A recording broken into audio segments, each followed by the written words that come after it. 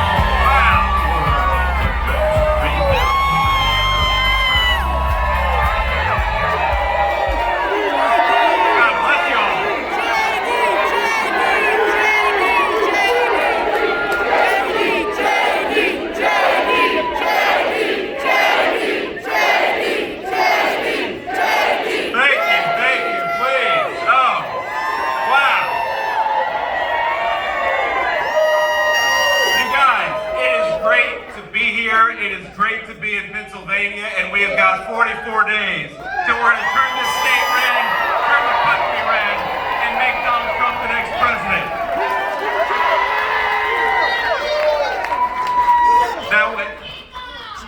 Now we love you all too. Now look, I got a couple people I want to recognize. We have the Berks County Chair, Susan Bernhardt. Where is Susan?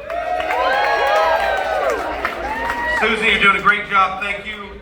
We have got former congressional candidate and founder of Hope and Coffee, Lisa Schiffer. Lisa, thank you. So we've also got, running around here somewhere, my 7-year-old and my 4.5-year-old. And they are thrilled to be in Pennsylvania, but they're particularly thrilled to go to the Hershey Park later today.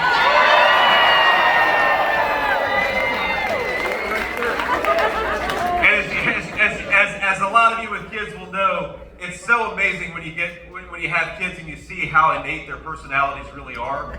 So the 7-year-old is probably somewhere around here reading a book. He's like his mother. And the 4.5-year-old is much more like his dad. He's probably trying to find a building to burn down or something like that. Just total Asian and chaos, so I apologize. But Vivek, if you're listening, don't do anything crazy, please. We gotta win Pennsylvania, and we can't let a 4.5-year-old do anything happen.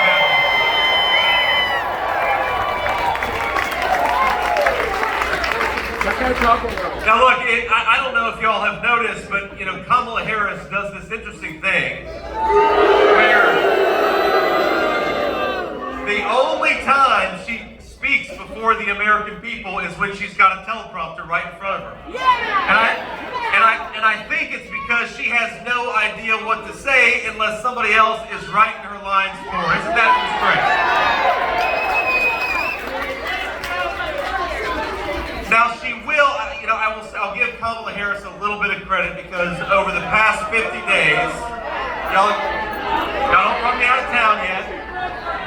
Like I said, I give her a little bit of credit. I give Kamala Harris a little bit of credit because she's given 2 interviews over 50 days of being the Democratic Party's nominee. Now, I think I've figured out the secret though. The reason Kamala doesn't get very many interviews is because every time she does, I think we pick up about 100,000 votes.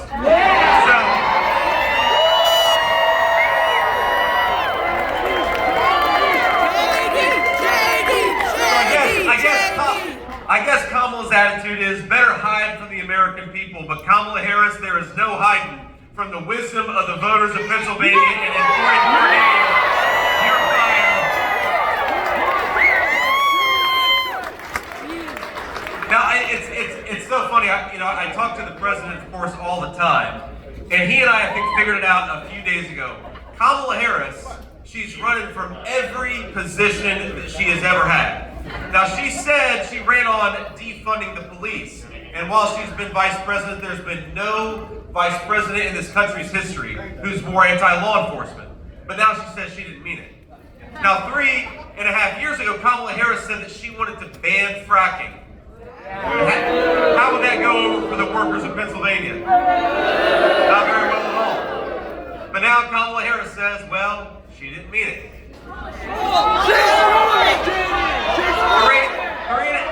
Three and a half years ago, Kamala Harris suspended deportations. She stopped Donald Trump's wildly successful Remain in Mexico policy. And she radically increased asylum fraud in this country, opening the southern border and flooding communities like this one with deadly fentanyl and a lot of crime. But now, Kamala Harris says, no, I didn't mean to do that. She can't be trusted! And we figured it out. She can't be trusted. You're exactly right. But I think what I figured out is that Kamala Harris knows that she's not going to win this race, so she's auditioning for my job. And I told the president, sir, you got to be worried because she's going to show up at one of these rallies with a long red tie and a Make America Great Again hat. But here in Pennsylvania and all across our country, we are not going to let Kamala Harris forget that she opened the border, that she went to war with the police, that she tried to ban fracking, and she is fired on November the 5th, and we're not going to let her get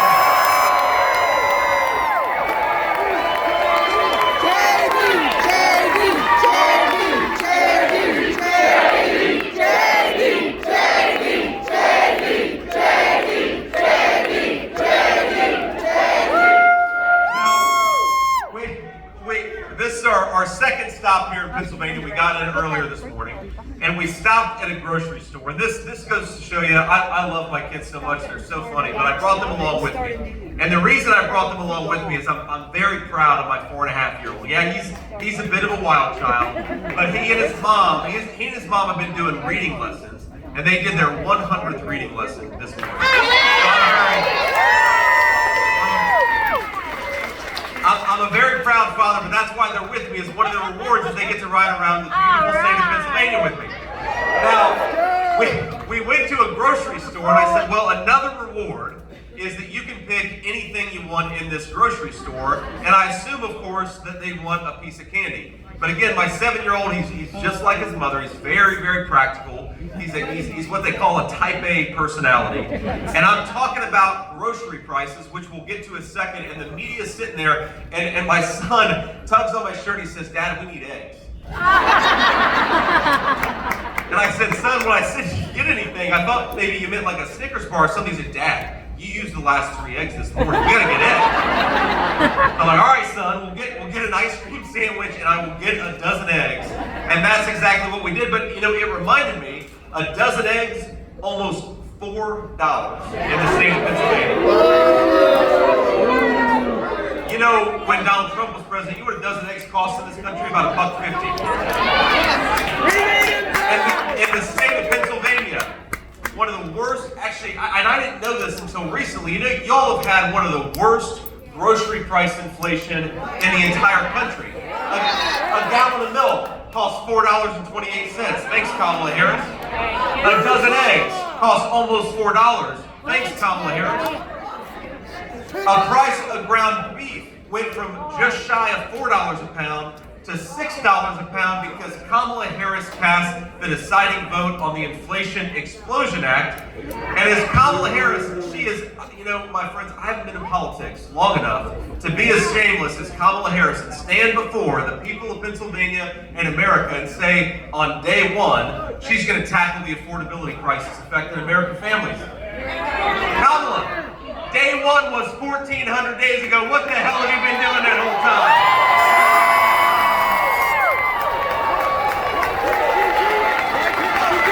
If she wants to do something to fix the very problem she created, there is nothing stopping her. You get to work right now, Kamala Harris. Stop talking about what you're going to do and actually go out there and do it.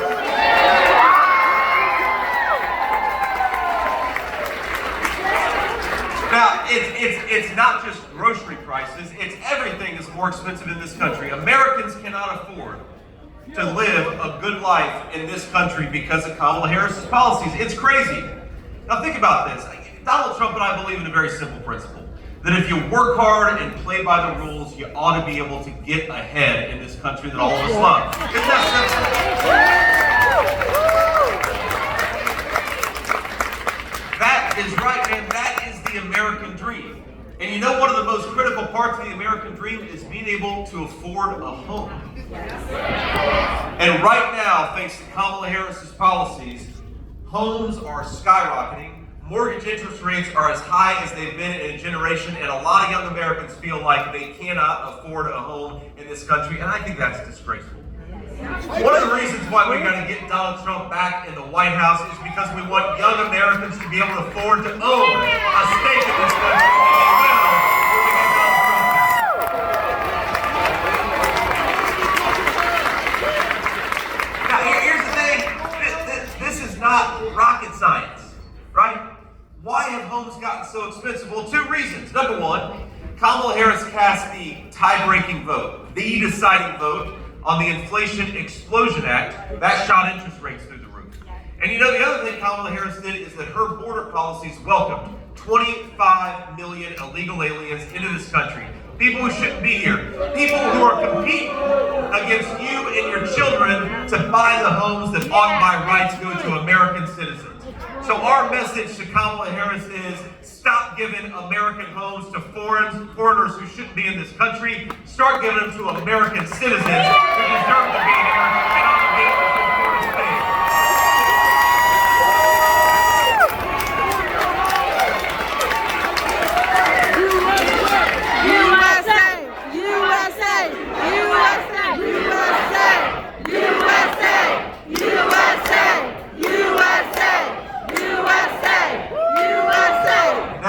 Unfortunately, my friends, we know that it is not just higher housing prices and higher grocery prices and, yes, overcrowded schools. That's not the only consequences of illegal immigration thanks to Kamala Harris's open border. Because there's a lot of crime.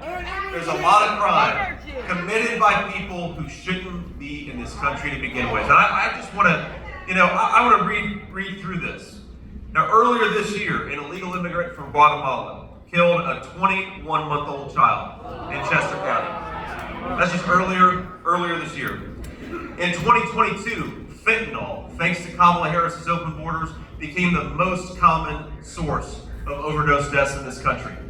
Thank you to Kamala Harris, who allowed the Mexican drug cartels to turn our country into a drug trafficking zone. There are a lot of people who are dying of drug overdoses, a lot of lives who've been ruined because of that. And ladies and gentlemen, you know one of the things I really love about our country, and I believe that every single person in this room would agree with me, is the American dream is not just a dream for people who did everything right all the time. It's an American dream for people who want second chances. And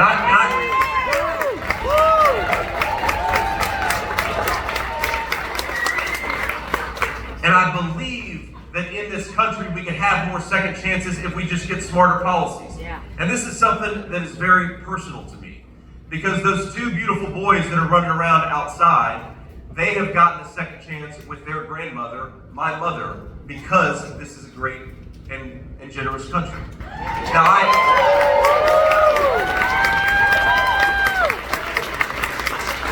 Now, a lot of you know that I was raised by my grandmother. And the reason I was raised by my grandmother, I called her Mamaw, is because my own mom struggled with opioid addiction for a big chunk of my early life. And I remember being that teenager at my mom's bedside, begging and praying to God that she would wake up from whatever she had taken. And what I worry about is that there are a lot of kids and a lot of grandparents who are having those exact same prayers go unanswered because of the poison that Kamala Harris has let come into this country. Now, I am proud, I am so proud of her, that Mom is close to 10 years, this coming January, 10 years of age.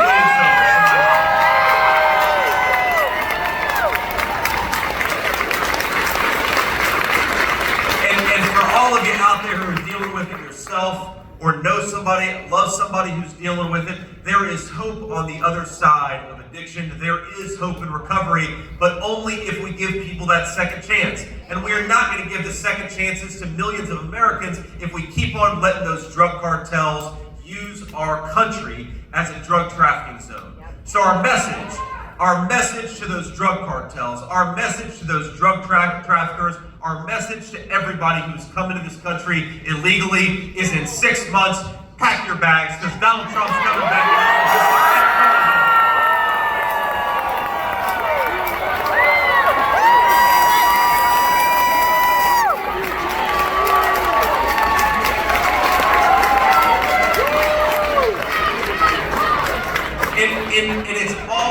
public safety issues. I mean, in this state, property crimes are up 20%. In this state, 12 more minors died from gun violence, thanks again to Kamala Harris's policies. And right now, there are 250,000 illegal aliens in the state of Pennsylvania, thanks to Kamala Harris's policies. And that doesn't count all the people who got across unchecked or unaccounted for. So it's probably more like 500,000 illegal aliens in the state of Pennsylvania right now. And how many of us just in this room know a school where they're struggling to give American citizens a good education because the schools are flooded with people who shouldn't even be here? And wouldn't it be nice to have a president who thinks that the first duty is to keep American citizens safe, not people who shouldn't be able to?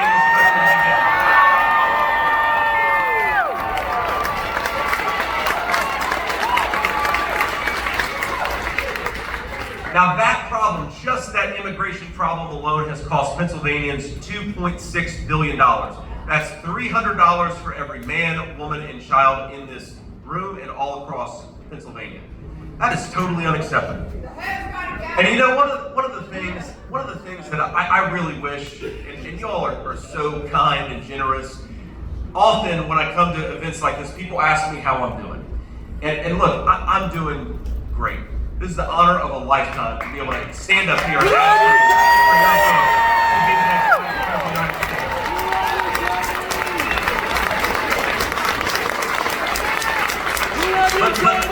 But I really wish that I could take every single one of you and give you the perspective that I've gotten on this great country over just the last 7 weeks. Because this is a beautiful country, my friends. From the beautiful deserts of Arizona to the mountains of central Pennsylvania, this is a beautiful country. I believe it's the most beautiful country in the whole world. And it's not just that beauty that you see that's surface deep. We have got underneath the ground here in Pennsylvania natural resources that Russia and China would literally kill for. We've got the best workers and the best people. We've got the best historical tradition and cultural traditions anywhere in the world. We can fix this country's problems, my friends. We just got to get better leadership. So I want us to tell Kamala Harris and every single one of the corrupt Washington Democrats who have failed to do their job and protect this state and all 50 states. On November 5th, the American people, the people of Pennsylvania, are going to send a message. You're fired and Donald Trump is coming back to the White House.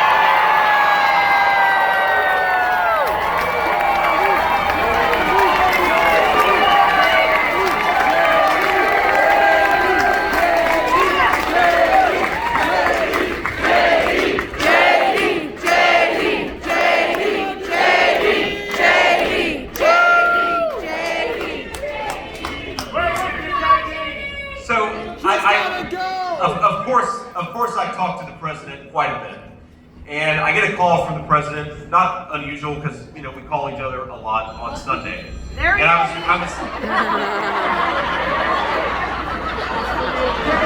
that him?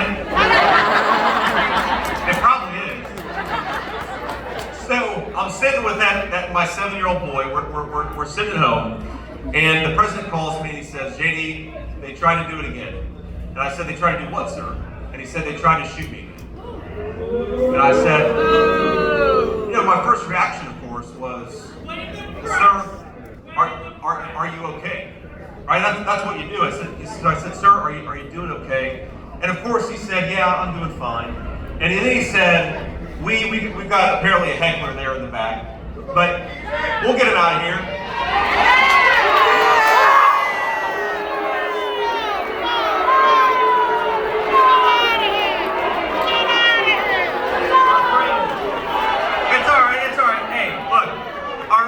Our friend back there wants to pay even higher grocery prices. That's why he's supporting Kamala Harris. But I talked to the president, and the president says, and remember, this is like 5 minutes. This is well before the news became public. The president, this just happened 5 minutes ago, and he says, I'm doing fine, but I'm kind of pissed off because I was about to make a birdie putt on the 6-hole, and they wouldn't let me hit it. And I chuckled a little bit. Of course, I'm sitting in Ohio, not in Florida, and I'm more bothered by this than he is. But then it hit me, two things. Number one, isn't that the kind of man we want to be the president of the United States?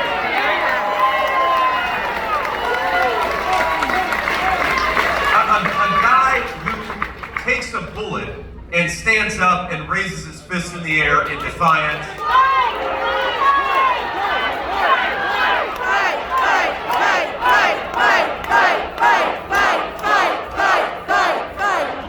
A guy who again is nearly assassinated and is more worried about not making a birdie putt. Because that shows you who he is under fire, under literal fire. And as much as the media loves to lie about Donald Trump, and as much as Kamala Harris's entire campaign is about lying about Donald Trump, what we want in the Oval Office is a person who is calm and cool under pressure. And that describes Donald Trump to a T. A guy who can take a bullet and still keep his wits about him.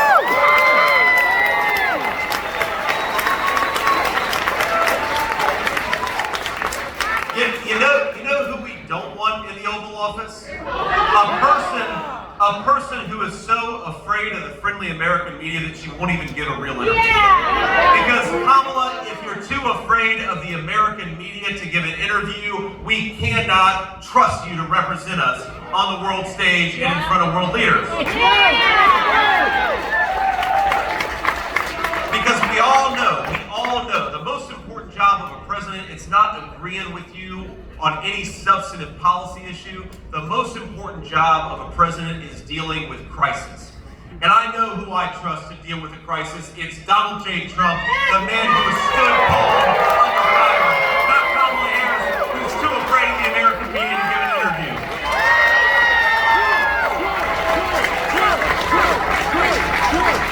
And then, of course, the media is trying to bury the story. Literally 6 days ago, there was a near assassination on a former and future U.S. president, and the American press is more worried about salacious scandals in other states than they are about what's going on right here in Pennsylvania, or the fact that Donald Trump was nearly assassinated. Now, I think that's ridiculous and preposterous, but think about this. What is it that drives the left's hatred of this one person? And I think I figured it out, my friends. The answer is censorship. The reason they keep going after him is because they want to silence him, and they want to silence him permanently. And by the way, they want to silence every single person in this room. That's why, by the way, big tech conspired to silence Americans over all the COVID craziness. That's why big tech still to this day tries to interfere in our elections, and that's why at this very moment the Democrats are busy calling anybody who disagrees with Kamala Harris's open border a racist. They're all about silencing their fellow citizens. Now here's what I think about this, and here's why I think we got to talk about this immigration and border issue every single day. Because I've seen in the small town of Springfield, Ohio, or here in Pennsylvania, there have been cities, small towns that have been overwhelmed with migrants who are brought in by Kamala Harris. And we know exactly the story. We know that it leads to a stress on local services. We know people can't get into the hospital or to the doctor's office. We know that schools don't educate children as well. And we know that it means higher housing and higher grocery prices. That's what Kamala Harris's open border does to small towns and big cities all over our country.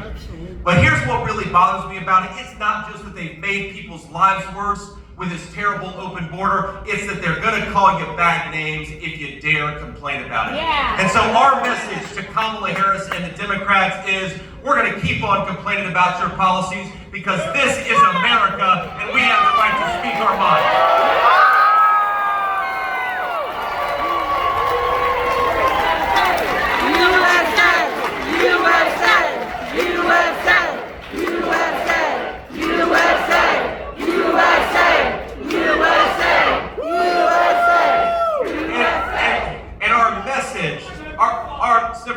Our message to Kamala Harris is very simple. We are not bad people for thinking that you should not flood millions of illegal aliens into this country. We are not bad people for thinking that the drug cartels shouldn't be allowed to bring fentanyl into our country. You are not a bad person for having the courage to defy Kamala Harris and say, no more of this garbage. Kamala Harris is a bad person for letting this happen to our country in the first place.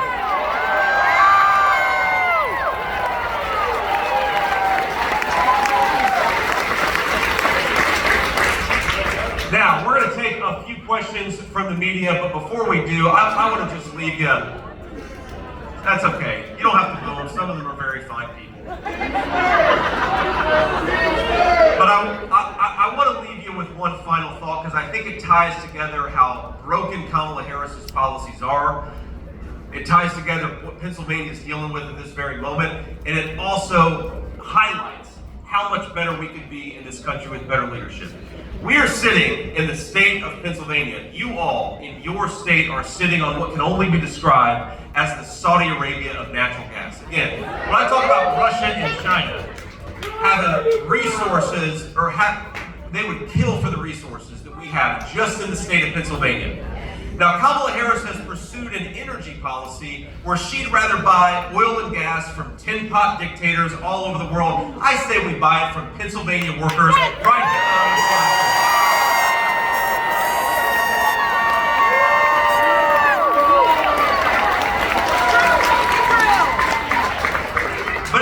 But if we do that, it's not just going to be good for the Pennsylvania energy workers, though it's certainly going to be good for them. If we make more of our own energy, it's going to drive down the cost of manufacturing. That means making more stuff in Pennsylvania, in Michigan, and all over our country. That's right, It's going to drive down the cost of food. That means more farmers can afford to stay on family farms, and we all can afford to buy good food at the grocery store.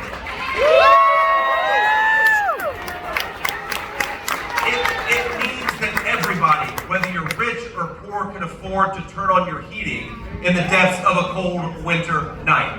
It means peace and prosperity for our people, and the fact that Kamala Harris is going to war against Pennsylvania energy instead of fighting for Pennsylvania energy means that we cannot let her anywhere near the Oval Office.